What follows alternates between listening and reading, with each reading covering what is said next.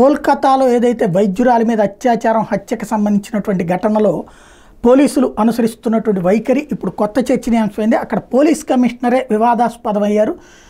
Present police commissioner Vineet Goyal గతంలో కూడా ఇట్లాంటిదే కోల్కతా హర్రర్కి ఆయనే కీలకం అంటూ ప్రకటించారు. ఐజీపీ ర్యాంక్ ఉన్నటువంటి ఏదైతే స్టేట్ సిఐడిలో ఇంతకుముందు ఐజీపీ ర్యాంకులో ఆయన పనిచేసినప్పుడు కముదుని గ్యాంగ్ రేప్ జరిగింది. 20 ఏళ్ల అమ్మాయి ఏదైతే అక్కడ గొర్రెల కాపరి అయినటువంటి అమ్మాయిని ఇలాగే గ్యాంగ్ రేప్ 8 మంది కలిసి చేస్తే అప్పుడు కూడా ఆ హంతకుల్ని కాపాడారు, అత్యాచారం చేసిన వాళ్ళని కాపాడారు.